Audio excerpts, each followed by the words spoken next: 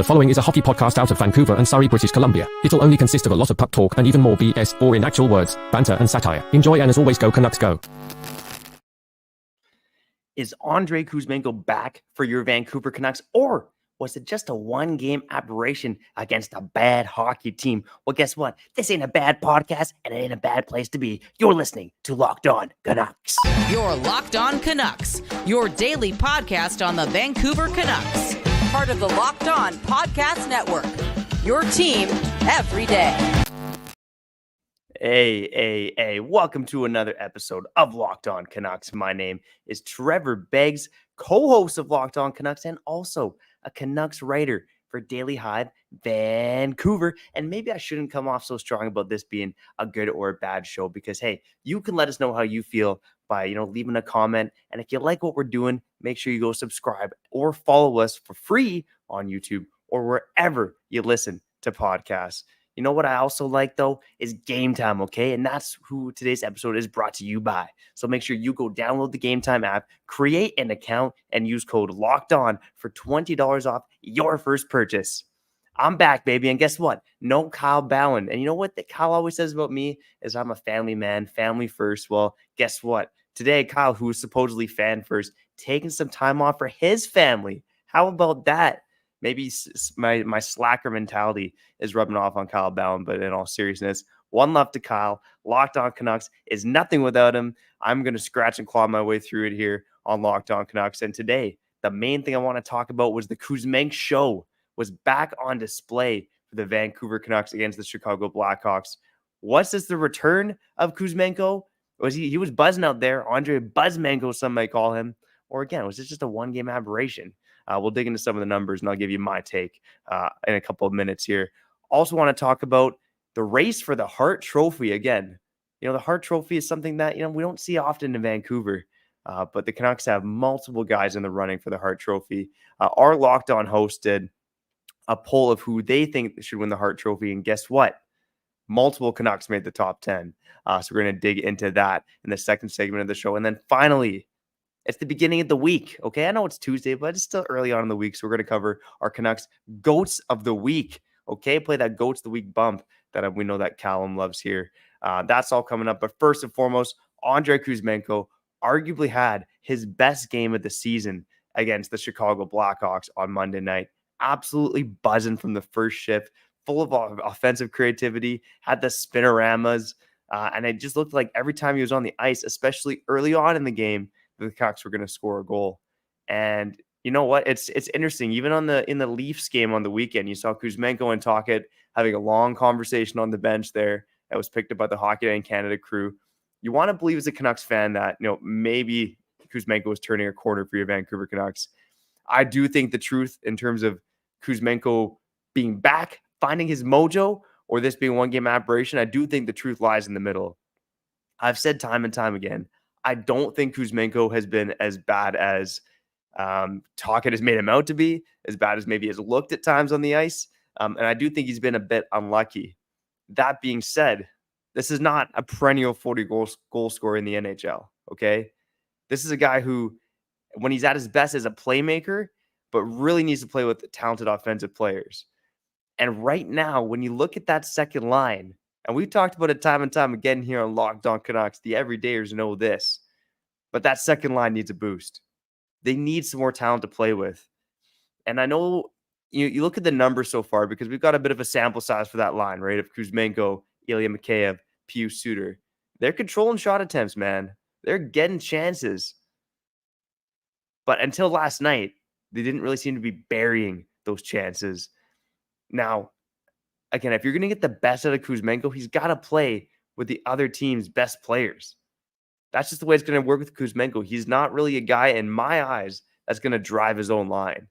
And sure, he had a good game against a moribund Blackhawks team that's decimated by injuries right now. But to me, what we saw last night probably is more of a one-game aberration. But I don't want to say Kuzmenko's fried. He's toast. He's done in Vancouver, although that might be the case. But you look at how much space the Blackhawks give up compared to an average NHL team, and it's pretty jarring. I got to throw out one stat for you, courtesy of my coworker Daily Hive, Noah Strang, I believe, brought this up. Andrei Kuzmenko has 28% of his points this season against the Chicago Blackhawks and the San Jose Sharks. 28% of his points against the two worst teams in the NHL. This Canucks team is about to push for a Stanley Cup. They cannot have any passengers on this team. And I think the real test for Kuzmenko is going to come up in the latter half of the season. I know this week, games against St. Louis, games against Columbus. Yeah. Not that sexy. Not that difficult of competition. But they still got 4 games against LA.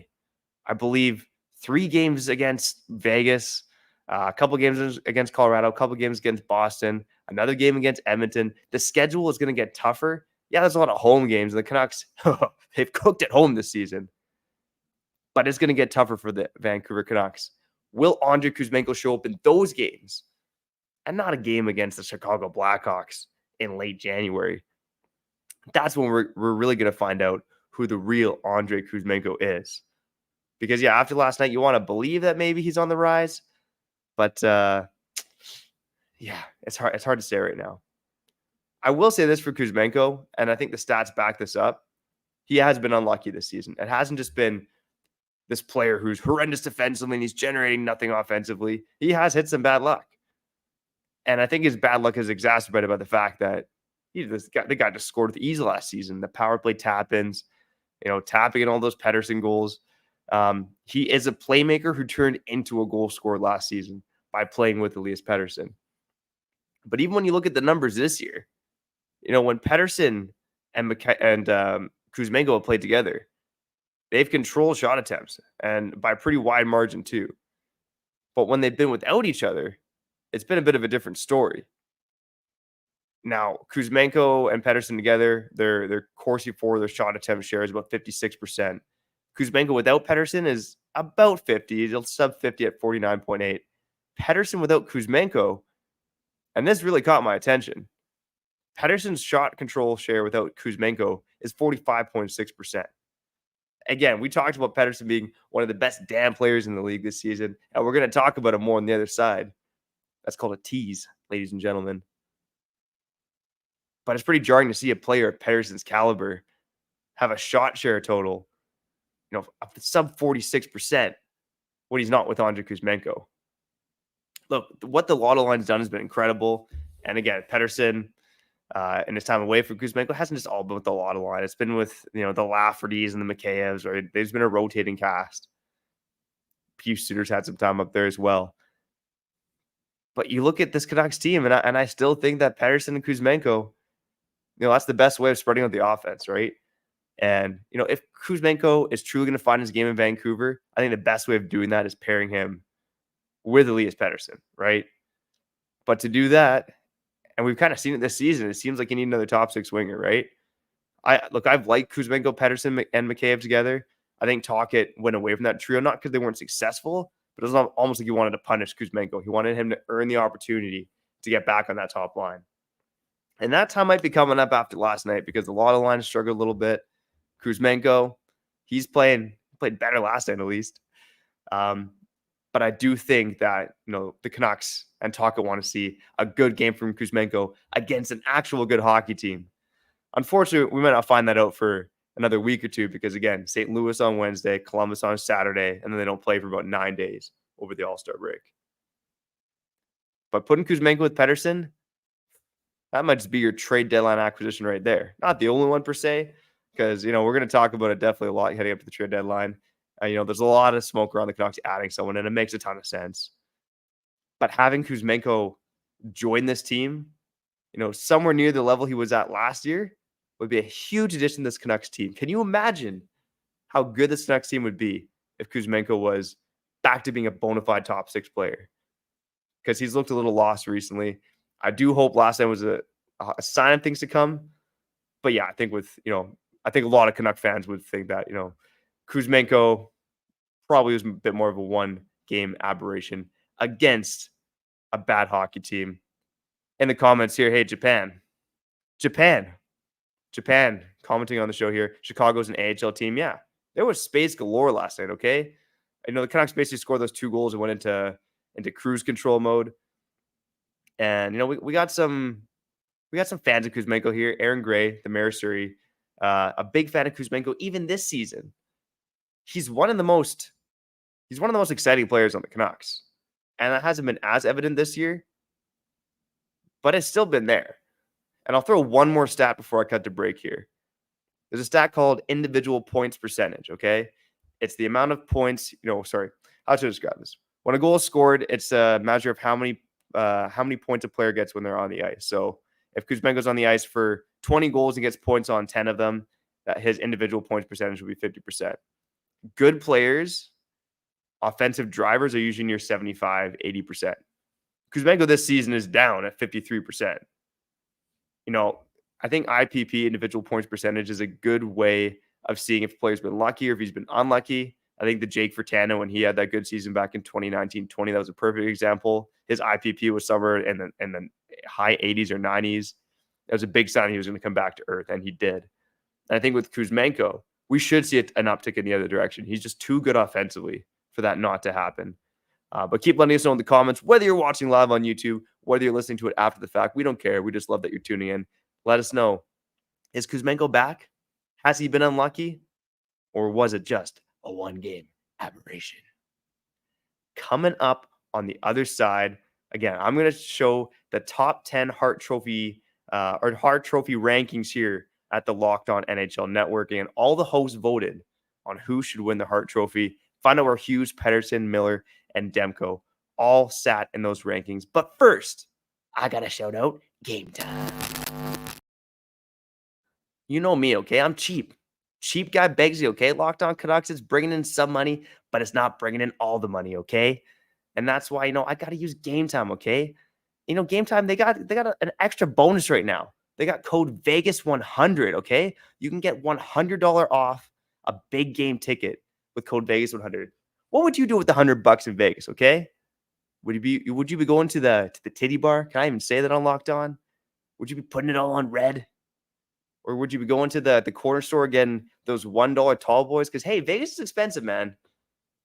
And I remember walking the strip, just getting those $1 beers from the corner store, walking around, exploring, meeting people, having a good time. There's a way to do Vegas cheap, but there's a way to do it expensive as well.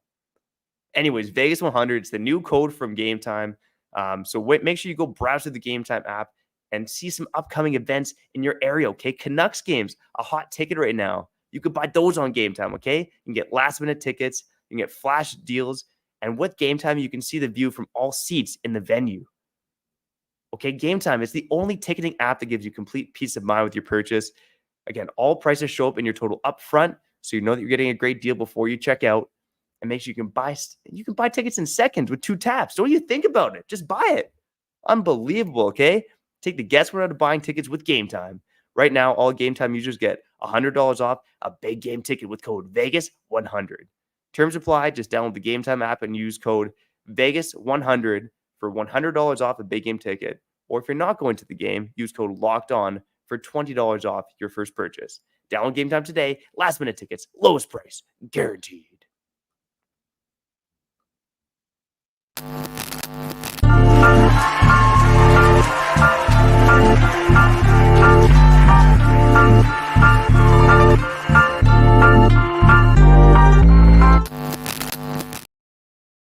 Okay, you're back on Locked On Canucks. I am Trevor Beggs.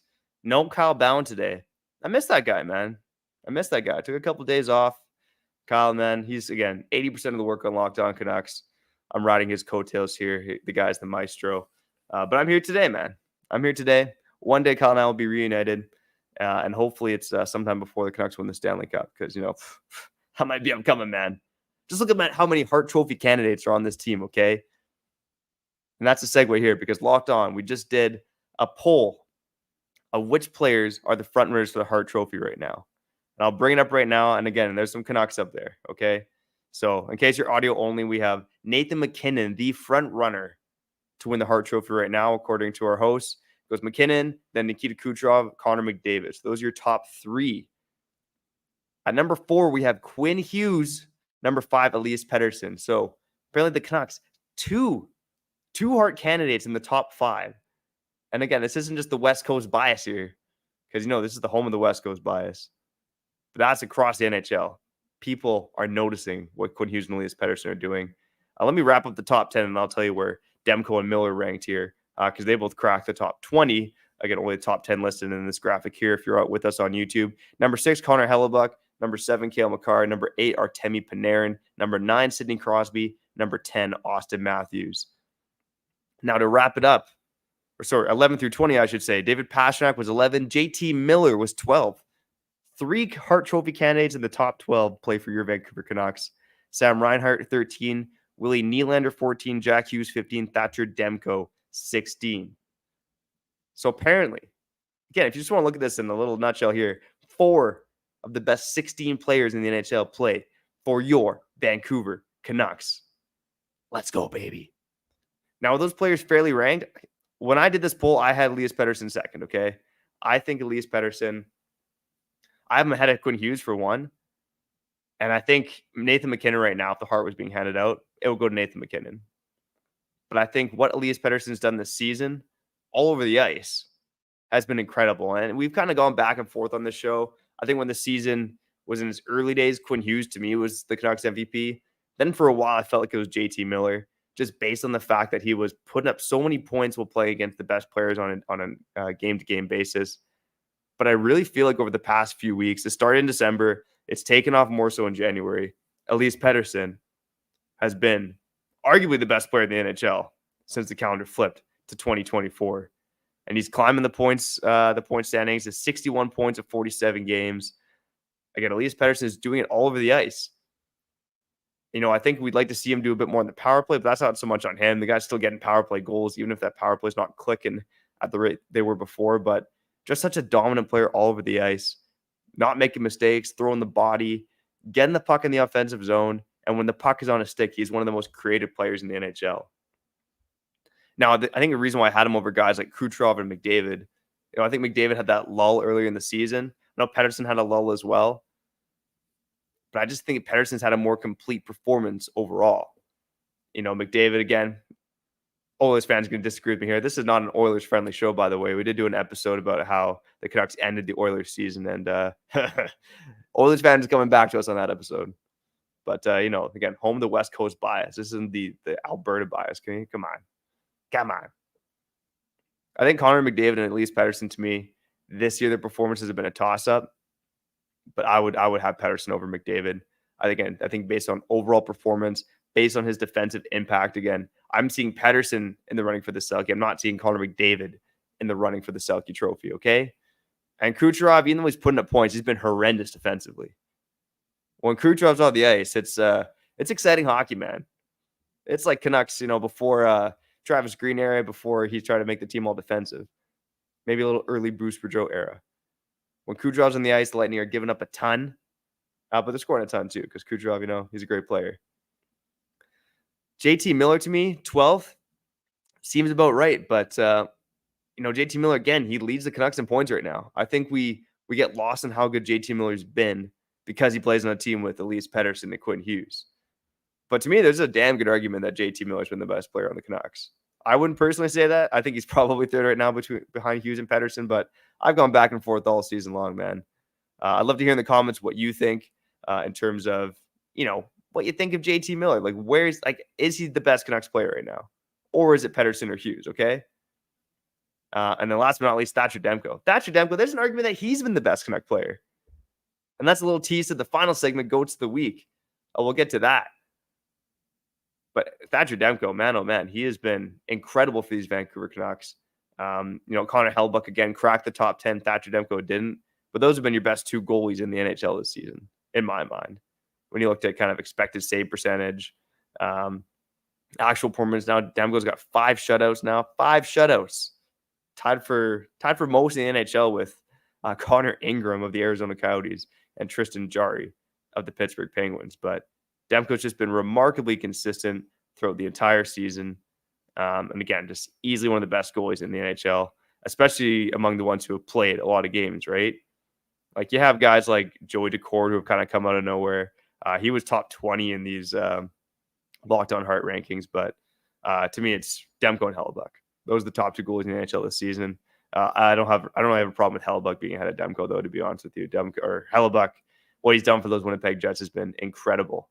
getting that team to the top of the standings without the offensive firepower that the Canucks have. And I didn't even really mention Quinn Hughes, right? Quinn Hughes was first among voters in terms of Vancouver Canucks in the Hart rankings. He could get there, man.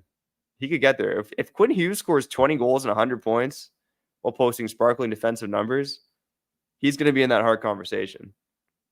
And I think if Quinn Hughes and Elias Pettersson are close like they are now, voters are going to lean towards Hughes because, we're in a high-scoring era in the NHL, the highest-scoring era we've been in 30 years. We see forwards like Pettersson posting these crazy gaudy offensive numbers. We don't often see defensemen do it. We saw it kind of last year with Carlson, first guy to hit 100 points in 30 years.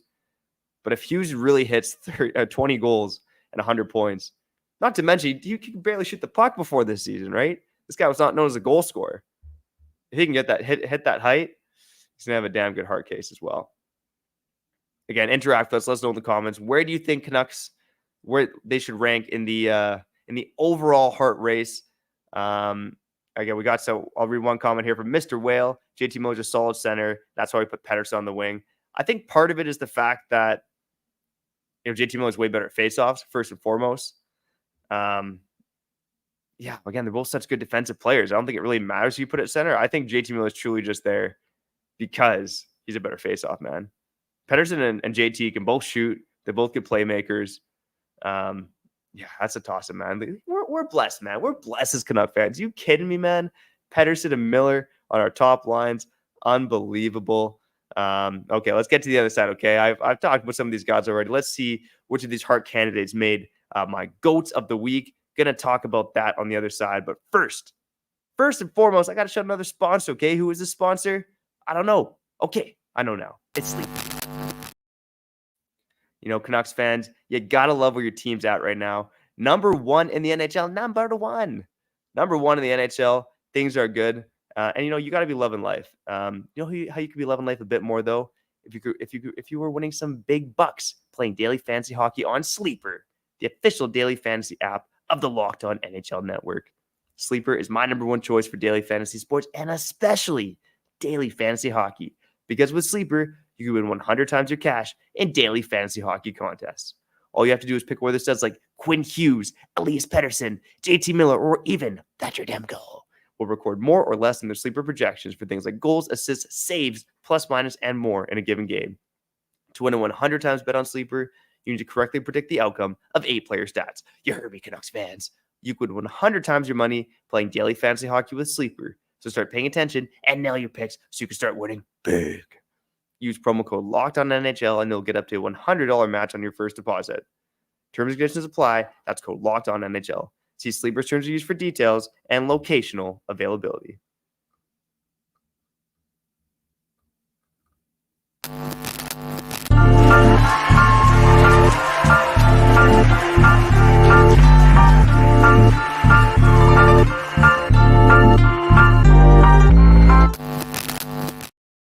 I'm back, baby. Not just from break, but back on the show, okay? Kyle Bowen trying to take over all by himself, saying I'm family first. Well, guess what? Today I'm here for the fans, okay? The fans of the best goddamn team in the NHL, your Vancouver Canucks. I say this time and time again, but I just can't believe we're here, man. When I got headhunted to do Locked On Canucks after Nucks misconduct shut down around this time last year, one of the pitches was we need someone to cover the most dysfunctional team in the NHL. Something bad always happens in Vancouver. Even when they're bad, they're interesting. Well, guess what? Now they're interesting, but in a good way, okay? One of the best teams in the NHL. Let's go. You and I, and you, we've all waited a long time to see this, okay? And again, I think the last, January, February can be like the doldrum days of the NHL. The NHL season. Kind of heard other players say that as well. Some of these games can be harder to get up for. But I think every Canuck's getting up for games right now. They're chasing perfection. You even heard Quinn Hughes kind of talk about a post-game last night. They weren't happy with their second period. They beat the worst team in the NHL again. A win is a win. They didn't play their best, but this team is always criticizing themselves.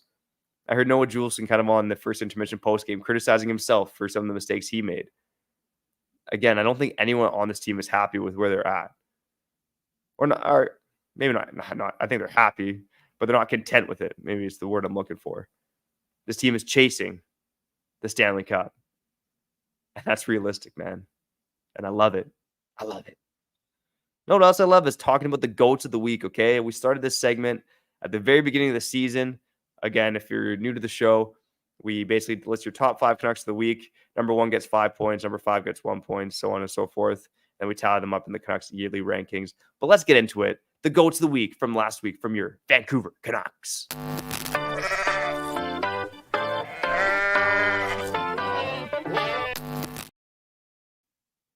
Shout out to Kyle Bowen for always producing these catchy little jingles, funny looking bumps if you're here with us on YouTube.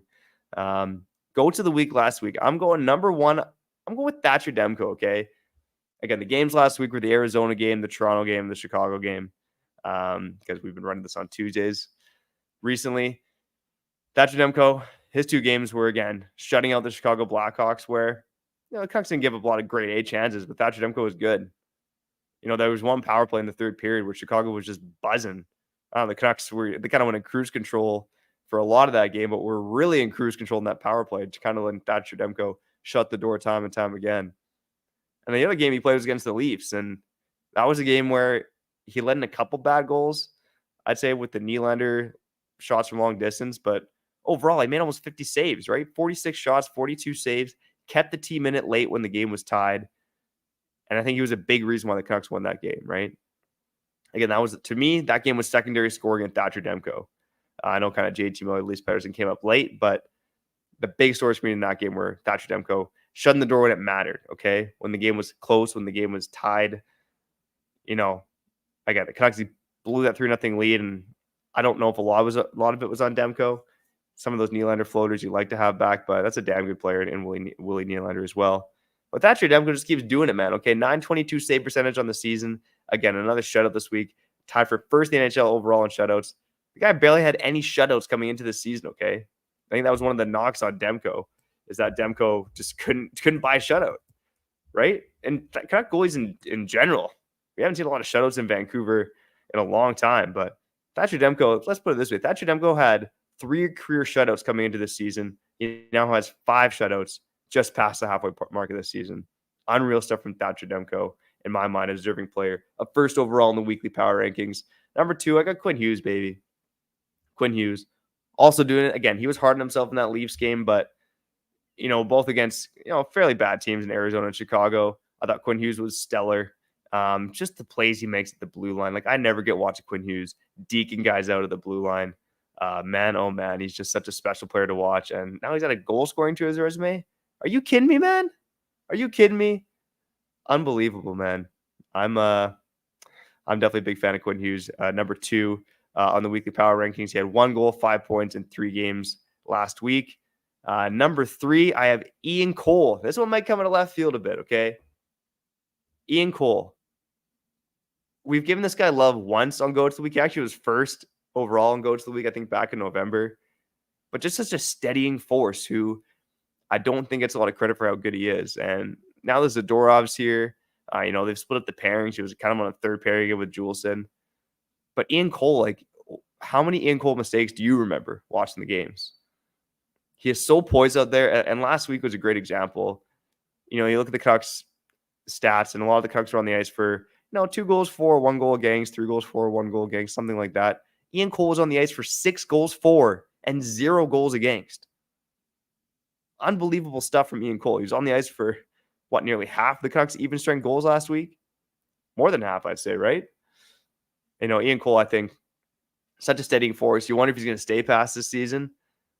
But he is a guy that you want on your blue line as you enter the Stanley Cup playoffs. And I can't wait to watch Ian Cole chuck the body around as well. He's had some great hits this season as well. But again, shout out to Noah Juleson, who's played well, but Ian Cole, such a steadying force. It doesn't matter if he plays first pair or third pair. He gets the job done no matter where he is on the ice. Number 4. I just saw a comment. I got to shout it out, okay?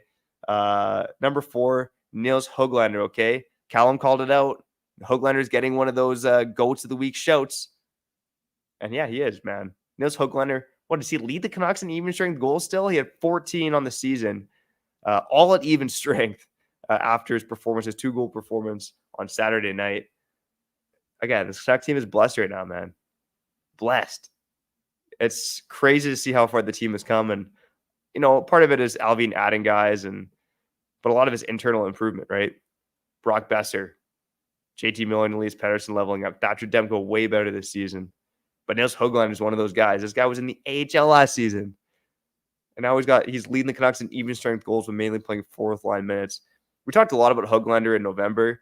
And it's funny enough, he's actually really high up on our yearly GOATs of the Week rankings, mainly because he just kept being in top 3 in November.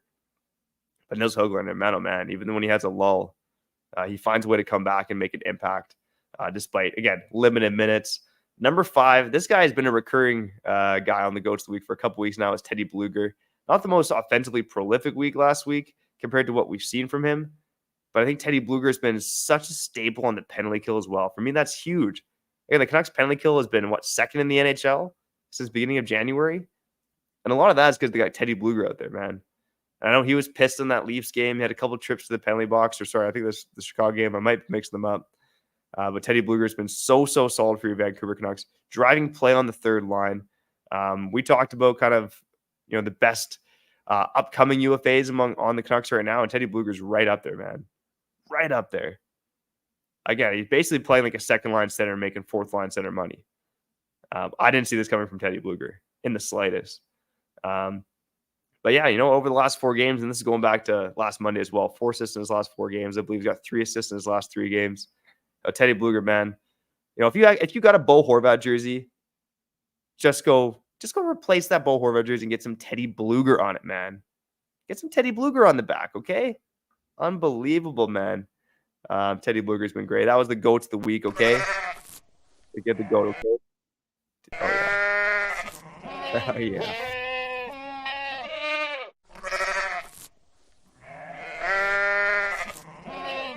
Callum, that was for you, buddy. That was another episode of Locked On Canucks. Again, shout out to everyone who's tuning in. Yeah, you know what? I'm seeing the comments right now. Okay, one guy's saying, it's Roberto Luongo commenting, saying, acknowledge more comments, acknowledge your viewers. Hey, I'm not going to lie. This producing thing is beyond me, man. The fact that I'm here with you guys is unbelievable. Look, the GOATs are still playing, man. Unbelievable. But let me get one thing straight. I appreciate each and every one of you for tuning in. Again, whether you're live, whether you're tuning in after the fact, whether you're an everyday or an occasional listener, a first-time listener, I love each and every one of you. Again, Locked On Canucks is nothing without all of you. And yeah, when Kyle returns, man, again, we get into the comments, man. Don't you worry. But I'm slow brain begs, okay? There's all this bouncing back and forth. All this producing, not my forte. But watching hockey, talking hockey, I think that's up my alley. Coming up later this week, we do want to talk about some more trade targets for your Vancouver Canucks. I've written about it for Daily Hive. It's big right now. Elliot Friedman's touching on it. And we will get some games this week as well. I do want to touch on one deep dive on my favorite trade candidate as well. If you're an everydayer, you probably know who that is. But that's coming up this week for now. I'm Trevor Beggs, usually joined by Kyle Ballin, but shout out to that guy. He's a freaking beauty, but not as beautiful as you for tuning in to Locked On Canucks.